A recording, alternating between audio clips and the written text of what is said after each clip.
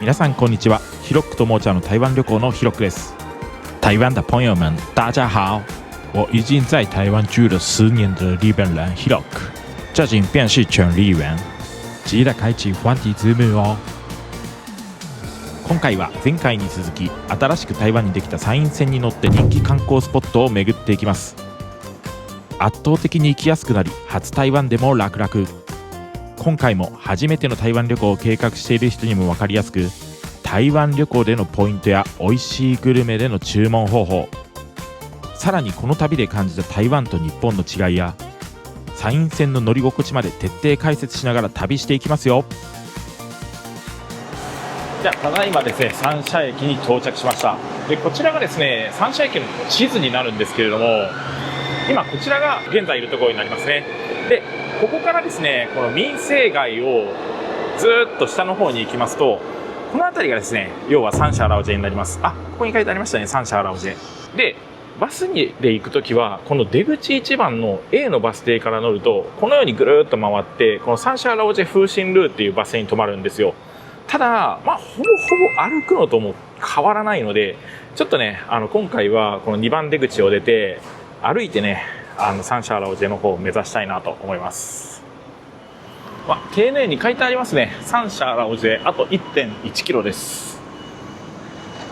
いや今日本当ね、もう日差しが強すぎて、この前日本に帰った時もかなり日差しが強くて、日本の台湾と変わらないぐらい暑いじゃんって思ったんですけど、実際台湾に帰ってくるとですね、さらに日差しが強いと。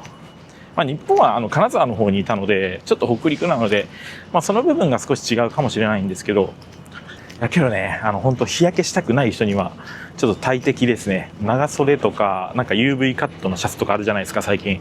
あとは日焼け止めとか、それをもう本当準備万全にされるのがいいかなと思います。で、あとですね、夏の台湾といえばやっぱりカーですとか、あとシャオヘイユエンという呼ばれるブユとかいるんですよ。で、別に宣伝でもなんでもないんですけど、私がですね、いつも使っている虫除けがこんな虫除けスプレーです。よくコンビニに売られてます。このスプレーかけたらですね、そんなに刺されないので、いつもちょっとこれ使ってます。ちょっと今遅いんですけどね、もう刺された後で。ただこれを使っておきましょうか、念のため。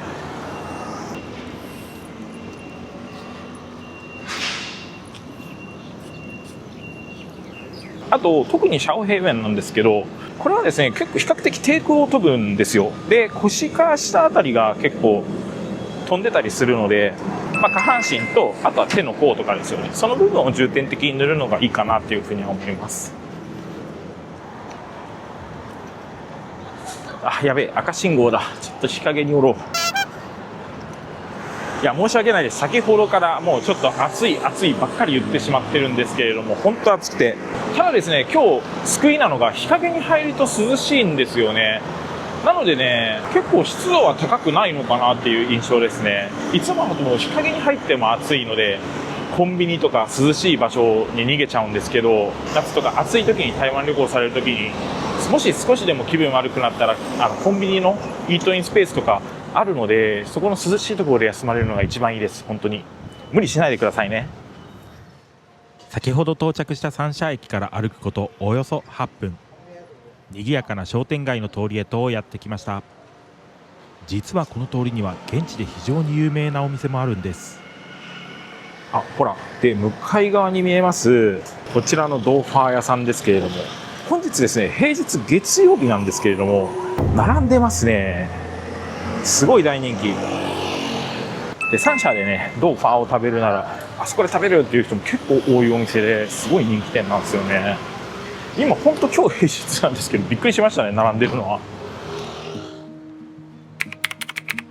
賑やかな通りから一本路地に入ったこちら、シューチャンジエこと秀川街は、実は三社で一番歴史が古い開拓の街。レトロな壁画にはかつてこの路地で繰り広げられていた藍染めや暮らしの風景が描かれていて、まるでタイムスリップしたかのような静かな散歩を楽しむことができました。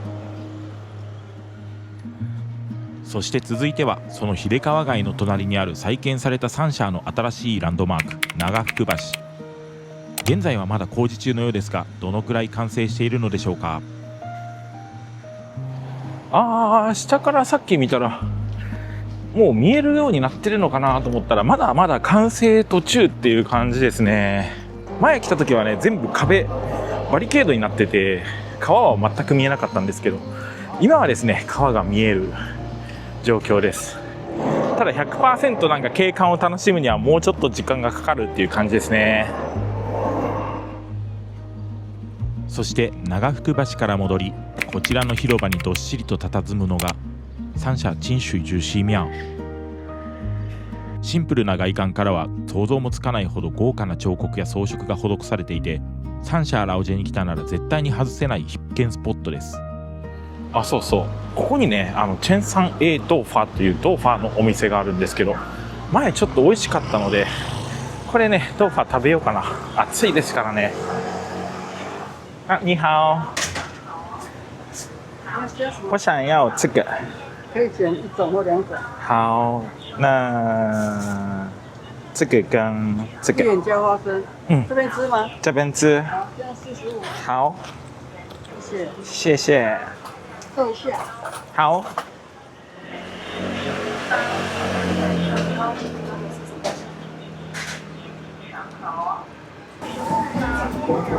わあ、来た来た。いや、もうすっごい汗かいてるの分かります？やばいっすよね。まあ、そんな中でこの冷たくて甘い豆腐を食べる。これもね、やっぱり夏の台湾といえばの一つですね。じゃあ早速いただきます。あー、うまっ。やっぱりね、ここの豆腐は本当にね、めちゃめちゃ大豆の香りがすごい濃厚なんですけど、舌触りがすごい滑らかで、プリンと豆腐の間のような感覚、それでもういただける、美味しくいただける感じですね。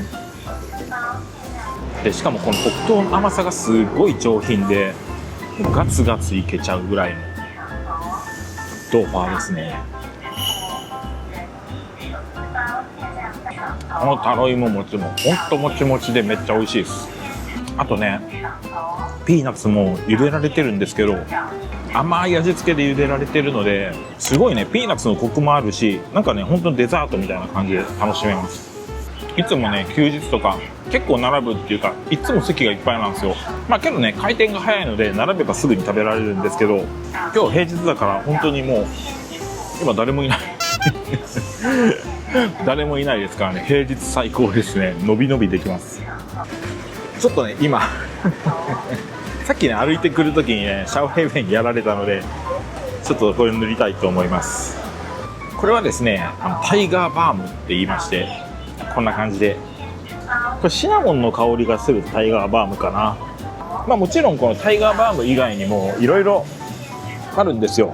龍葉人とかで、私もね、ちょっと個人的に体質にこれが一番合ってるかなということで、これをよく使ってるんですけれども、まあ、このタイガーバームの使い方なんですけど、かゆい部分に塗るんですけど、かゆくなくなるまで塗り続けるっていうのがコツです。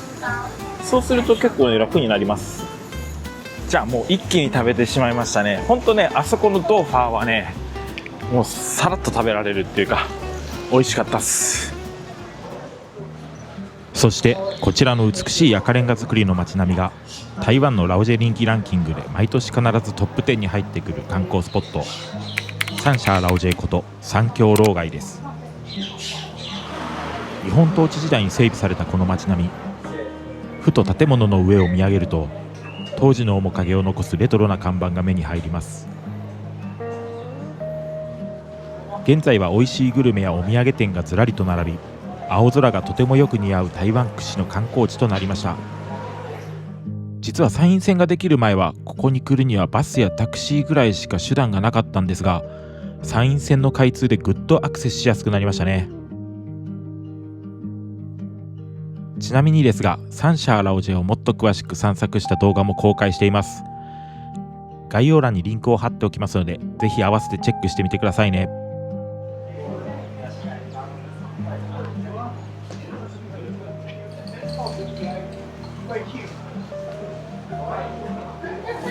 というわけで買ってしまった角パン、メロンパン味でございます。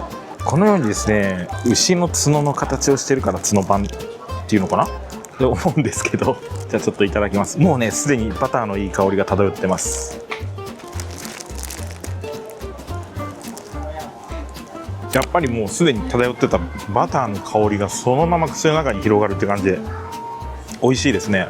で角の部分なんですけど結構サクサクしててクッキーみたいな感じですね。今回人気のメロンパン味選んだんですけど、この上のところにですねメロンパンのよくある上のサクサクの部分あるじゃないですか。あれがついていて、中はですね角パンですね。バターの香りがすごい香ばしくてめちゃめちゃ美味しいですね。サンシャーといえばやっぱり角パンって本当有名で、これ以外にもいろんな種類の味があったりですとか、あと角パンの会社お店だけでも3つか4つのブランドがあって、で本当はね今日ね元祖のところにも行こうかなと思ったんですけど、さっき調べたらちょっと月曜日は定休日っていうことで行けなかったので、またちょっと今度ね機会があったら行こうかなと思います。このジンニョウジャオも本当美味しいです。前も来たことあるんですけど本当好きですね。でもうジンニョウジャオ食べてしまったんですけど、ここのお店の角パンも美味しくて、で角パンのアイスクリームとかも食べられるんですよ。夏の暑い時はねそれが結構おすすめですね。じゃあそれではですねサンシャー駅の方に戻ってまいりました。私はこれからですねここからまた MRT に乗ってイン側の方にね向かいたいなと思います。ちょっとね空がこちら側は結構晴れてるんですけど、向こう側を見るとねもう結構ね雨降りそうな天気になってきてしまいまして、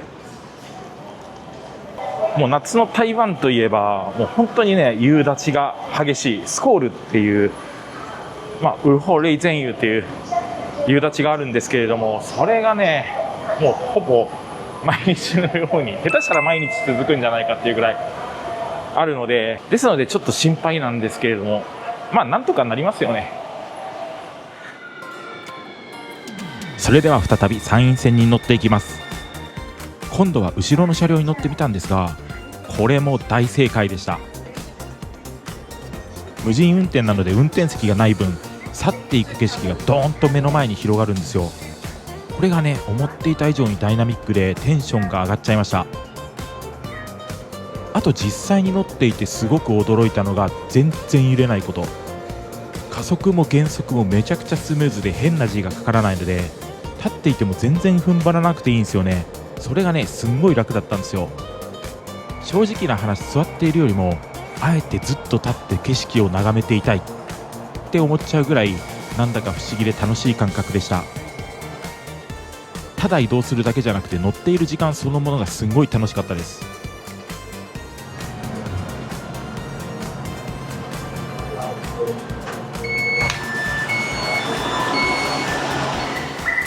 はい、じゃあ到着しました。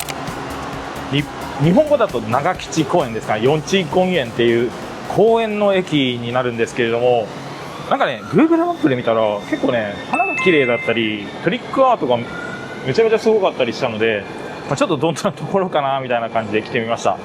でおそらくこれですね、もうこの眼下に広がっているのが公園になるんですけど、ちょっとね散歩がてら歩いてみたいなと思います。いやしかしなんかこの駅は広々として開放感がありますね。なんか似たような作りではあるんですけど、駅それぞれに特徴があって面白いなっていうのもなんか山陰線のいいところなのかなっていうふうに思いますね。公園はこちら側っぽいですね。見えてきた見えてきた。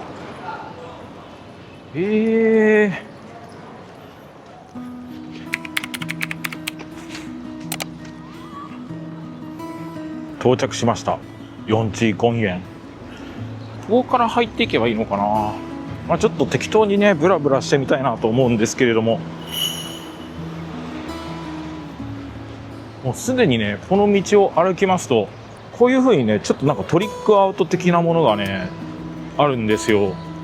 ほらほら、これとかなんかお風呂に入ってるカバとひよこみたいな、結構ね肉眼で見ると立体的に見えて面白いんですよね。これどっち行けばいいんだろう。こっち行ってみようかな。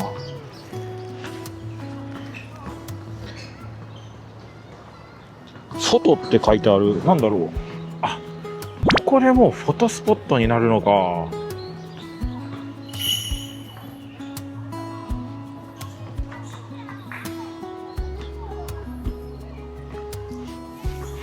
あ、すごいですよこれ。川を魚が泳いでる、鯉もいるし、あとは鳥ですね。これもうちょっと低い位置から見たらいいのかな。こんな感じけどなんかちょっと立体的に見えますよね。すげえ。先ほどのところなんですけど、本当はこういう風に見えるみたいですね。これで見たらめちゃめちゃ綺麗だな。てか今はもしかしたら天気がね、曇ってきて天気が悪くなってきてるので、ちょっとあんまりいいように映らないかもしれないですね。もしくはこのカメラのせいか。ちょっとチャレンジしてみようかな。どうですか、見えます？もしかしたらね、ちょっと汚れとかもついちゃってるので、それで見えにくくなってるかもしれませんが。バスケットボールだ。そう、台湾はね、ほんとバスケットボールがすごいポピュラーで、街中の至る所にね、コートがあったりして、みんな練習したりしてますね。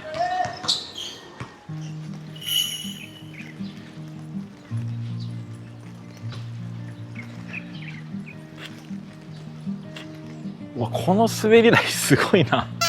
ちょっと僕子供の頃やったら絶対遊んでますね。これもうまるでウォータースライダーみたいなうねうねとした滑り台ですけど、やっぱり子供人気高いな。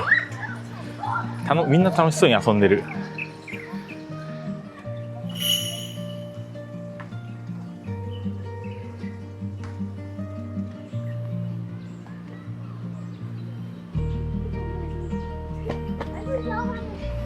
なんだこの花、すごい下向きに咲いているのかな。なんかいろいろ情報を調べてたらですね、春には桜もが咲くらしくて、そう、台湾に桜あるんですよ。で、日本より多分1ヶ月ぐらい開花がいつも早いのかなと思うんですけど、台湾のね、桜も結構綺麗です。ヤンミンシャンとか結構綺麗な場所があるので、そういうところもね、なんか特集してもいいかもしれないですね。この公園はどちらかというと観光スポットとかそういうのではなくて、本当にね、この辺り住んでる人の憩いの場みたいな感じかなというふうには思うんですけれども、そういうローカルなところ、こういうところにしかない雰囲気とかあるので、観光地では味わえないみたいな、そういうのあるじゃないですか。僕そういうのが好きで結構こういうところに来たりするんですけど、だから僕と一緒でそういうローカルなところが好きな方っていうのは結構おすすめできるスポットなのかなと思います。特にお腹いっぱいになった後とか散歩するのとか最高ですね。結構涼しいですし。じゃあそしたらちょっと散歩して歩いて角パン消化できたので、次はいよいよインカーラオジェの方に行こうと思います。危ない危ない。さっきちょっとヨーヨーカーを落としてしまいました。あるかな。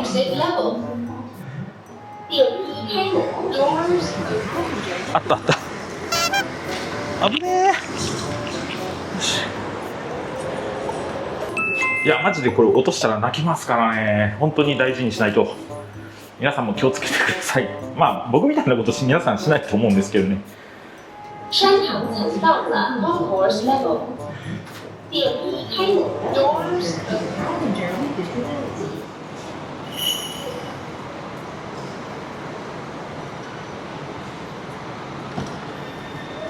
いろんな駅に行って一つ気づいたことがあるんですけど、これですね、一つのプラットフォームに3つの椅子が並んでるっていうところが多いですね。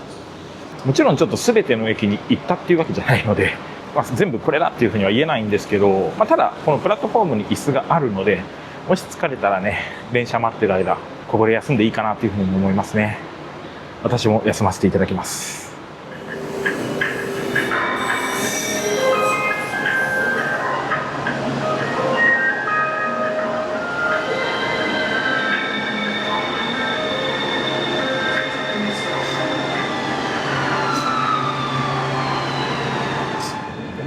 いやもう天気本当どうなるかですよね。向こうご覧ください。すごく雲が黒いです。もう今にも雨が降り出しそうな雰囲気ですね。で、インカーラオジェ駅ですけれども、インカーラオジェに行かれる先はこのタツラオジェ駅こちらの駅で降りるのが一番近いです。じゃあインガーラウジ駅到着しました。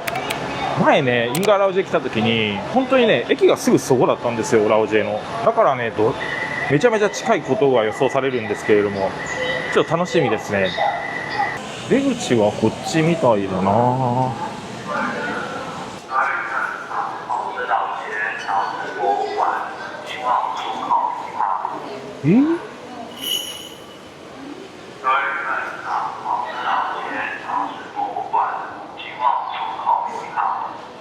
あ、なるほど、エスカレーターはこちら側にあるんですね。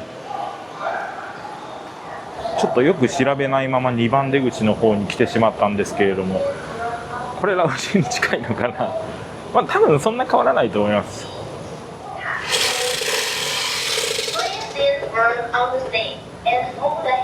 おー、着いたー。でこれどっち行けばいいんだろうな。こういう時はね天下の Google マップを見れば随時解決ですよ。はい、というわけで2番出口から出るのは間違いでした。1番出口から出るのが正解ですね。でおそらくですね向こう側に行けばすぐにラオジェに着くはずです。今まではですね、例えば電車で来る場合でしたらもうほんと歩いて 1.2 キロぐらい先のところにインガー駅があるんですよ。でそこから歩いて来なければいけなかったのが、今はですねもう歩いてすぐのところにラオジェに行けると、これはですね本当ねすっごい旅行が便利になったんじゃないかなというふうに思います。けどちょっとね雨降ってきましたね。どうしようかな。この階段を登った先がもうラオジェです。着いた。そしてこちらも日本統治時代に整備され、先ほどのサンシャーラオジェと同じくラオジェ人気ランキングで毎年必ずトップ10入りを果たすのがこちらインガーラオジェです。ここインガーは良質な粘土に恵まれた台湾陶磁器の町。台北市内と比べても同じ品質の陶磁器がかなり安く手に入るので、お店を経営されている方はもちろん多くの旅行者に大人気のスポットなんです。さらにラオジェらしいレトロな街並みが残っているのも魅力の一つ。こちらの路地にある建物はなんと築100年以上。今はそのまま陶芸教室として使われていて、タイムスリップしたかのようなノスタルジックな雰囲気を味わえます。ちなみにインガーラオジェを詳しく散策した動画も公開しています。概要欄にリンクを貼っておきますので、ぜひ合わせてチェックしてみてくださいね。ちょっとねもうすごい雨がね降ってきそうなので、先にねコンビニで傘を調達したいなと思います。台湾のコンビニも日本のコンビニと同じで雨具とかあるんですよね。まあ本当は自分で準備するのが一番いいんですけどね、荷物も増えないんでついうっかり忘れてしまいまして、いつも皆さんに雨具用意しといた方がいいですよって言っておきながら自分が準備していないという大変申し訳ない気持ちでいっぱいなんですけれども、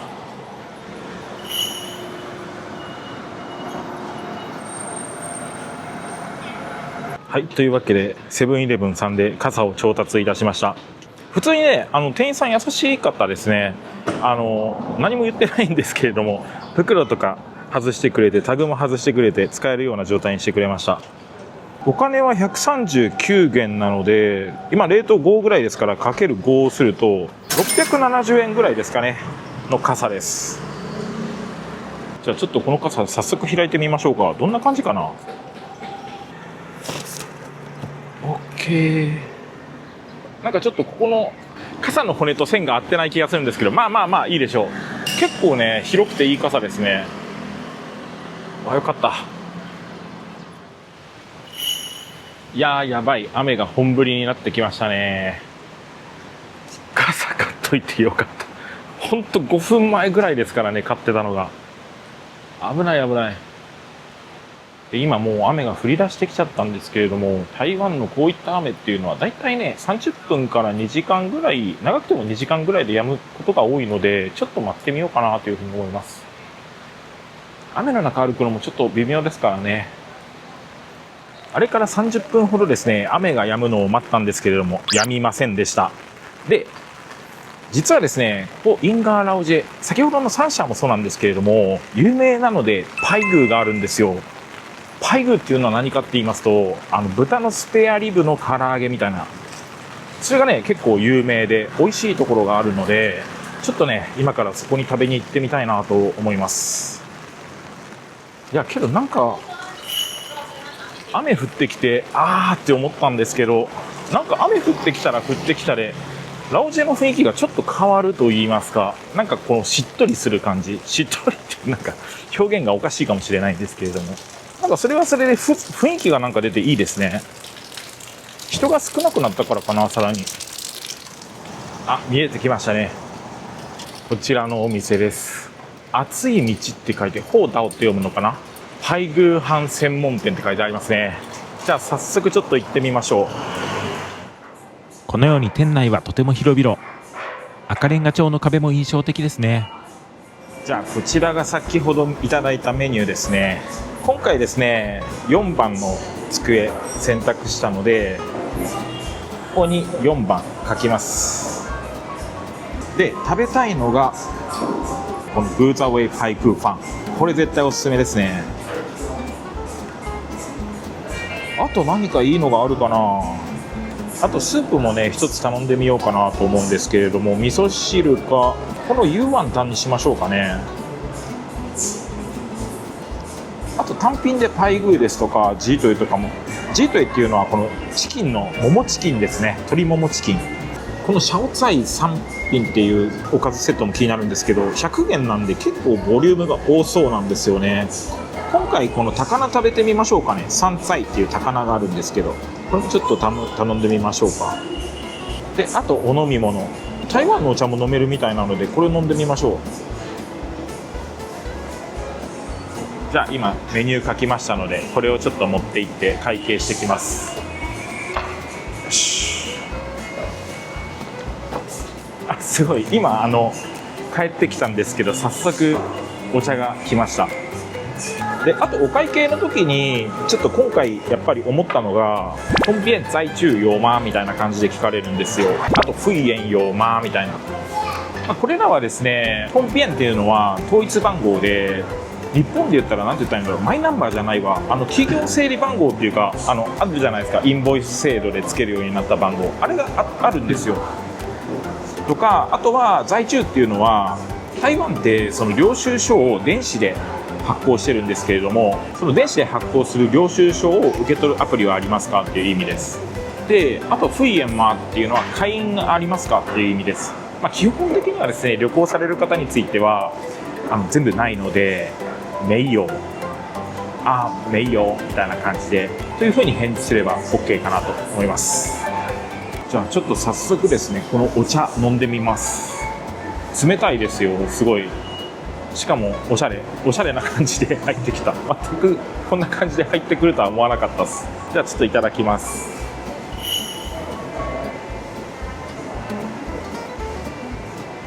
すごい爽やかな味わいですね。ウーロン茶なのかな。なんかどちらかというと緑茶っぽい感じの味わいですね。これあったかいのでも絶対美味しい。けど今日は特に暑いですからね、こういう風にさっぱりしたお茶っていうのは本当はありがたいっていうか嬉しい。自分で頼んどいて言うのもなんですけど、あとテーブルにですね、このようなものが置かれてますけれども、この中にですね、骨を入れます。要は豚肉とか鶏肉とか、台湾ではですね、結構骨付きの状態で調理されているものっていうのが結構多くて、で食べたらやっぱり骨があるので、骨を捨てる用のバケツですね。日本だとあんまり骨付きの肉ってないじゃないですか。けど台湾っていうのは基本的には骨がついてるものが多いですね。だから僕最初台湾に来た時に失敗したんですけれども、肉を思いっきり噛んじゃって、で骨があってちょっと歯が欠けてしまうみたいな歯が欠けるっていうのはちょっと言い過ぎですけど、ちょっと痛かったですそういう失敗もあるので、お肉食べるときはゆっくり気をつけながら食べてみてください。じゃあ来ました。お箸とスプーンはですね、あそこ今中央にお兄さんいらっしゃいますけど、辺りに自分で取りに行きます。じゃあ早速ですね、このパイグーからいただきます。見てください、これすごくないですか？テリッテリですよ、このパイグー。じゃあいただきます。うまっ。このパイグーめっちゃうまいですよ。最初口に入れた時にサクサクなんですよ。でその後にこの豚肉のジューシーな脂がジャーって出てくる感じ、最高のパイグーですね。すんごいうまい。で中にはですね、その豚の唐揚げだけじゃなくて、これハイダイ、いわゆる昆布ですね。昆布もありますし、あとは野菜もありますし、あとこれなんだろうな、ルーローさんのルーローなのかな。ちょっと食べてみます。ルーローの味がしますね。ルーローとはまたちょっと違う系な気もしますが、結構味が染み込んでて美味しいです。醤油ベースの味ですね。で思ったのがですね、この山菜さっき頼んだんですけど、結構ね大量に来ました。これだけ食べるっていうのもちょっとあれなんですけど、まあけど僕山菜好きなんでちょっといただきます。普通にお漬物というよりかは、噛んだ瞬間に味覚的には若干甘いんですけど、この山菜結構シャキシャキして美味しいな。これだけでも結構いけてしまう。今回ちょっと僕パイグーと一緒に食べてみます。うまいですね。これもなんか入ってました。何ですかねこれ。見た感じ冬瓜かなと思うんですけど、ちょっといただいてみます。結構食感はすごい硬いですね。そんなすごくはないです。一般的なその豆腐を圧縮した冬瓜に比べたら硬い。だけど噛んでたらやっぱり大豆の味わいがして美味しい。どちらかというとスージーに似てるかもしれないですね。要は大豆を加工して鶏肉のように似せて作ったもの、スージーっていうのはあるんですけど、それに似てるかもしれないです。じゃあ次はスープいただきます。今回はですね、ユーワンタンっていうのを頼んだんですけど、ユーワンっていうのは、魚の、白身魚のかまぼこみたいな、つみれみたいなものですね。で街中行くとゴンワンっていうのもよく見かけると思うんですけど、ゴンワンっていうのは豚肉の団子です。豚肉の団子食べたいなと思ったらゴンワン頼むですとか、魚食べたいなと思ったらユーワン頼めばいいかなと思いますね。じゃあちょっとユーワンいただきます。ちょっと待ってください。最初噛んだ瞬間にめちゃめちゃ柔らかかったんですよ。で中見たらこんな感じになってました。中にね、おそらくこれ豚肉入ってるのかな。だから魚だけじゃなかったですね。でしかも中に肉入ってたじゃないですか。でスープ自体に生姜も入ってるんですよ。だからいい感じに生姜と一緒に食べたらすごいさっぱりして美味しいです。このスープ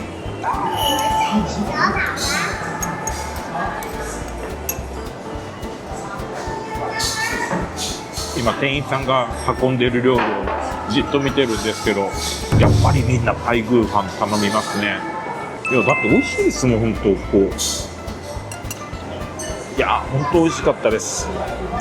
そうだ、あと、こういったローカル店あるあるなんですけど、ティッシュですとかこういったものについては各テーブルに置かれてる場合もあれば、このお店はですね、ちょっと見えるかな、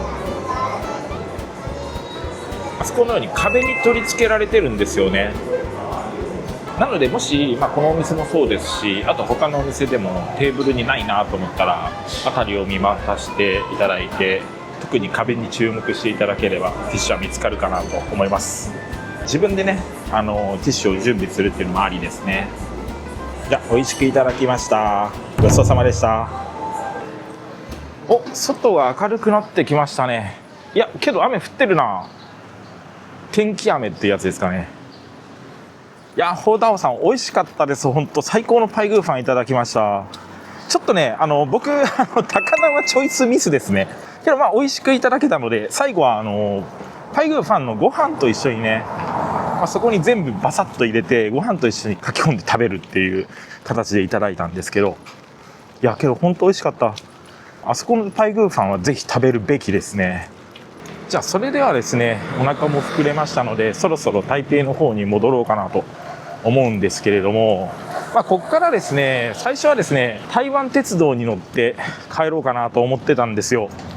けどせっかくなのでね、一回ですね、一番最後の駅まで行って、そこからですね、もし座れたら、全面展望を見ながら林風まで行きまして、でそこから万南線で帰ろうかなというふうに思います。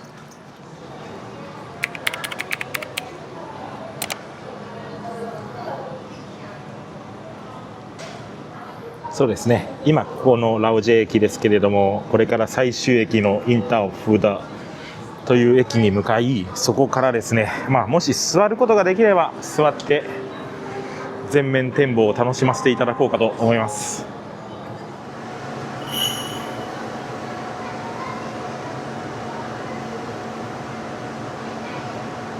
じゃあですね、最終駅のインターフーダー駅に着きました。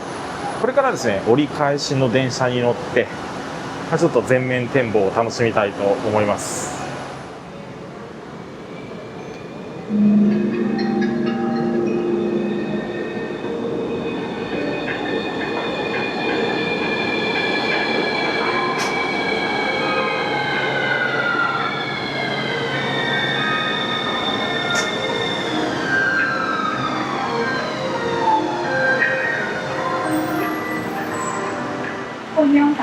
いや、全面展望の席を確保することができました。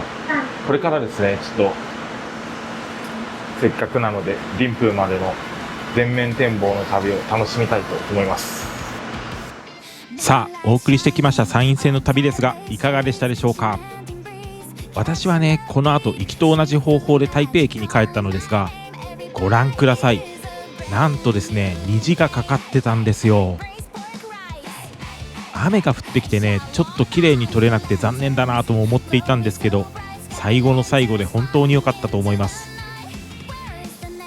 で、肝心の山陰線ですけれども、乗りやすいし分かりやすいし、観光スポットもたくさんあって見どころも豊富なので、初台湾の方にも本当におすすめできますね。そして次回の動画は台湾旅行の裏技といいますか、知っておくと便利な情報をお届けしますので、気になる方はぜひチャンネル登録をしてお待ちください。それでは皆さん、楽しい台湾旅行を。バイバイ。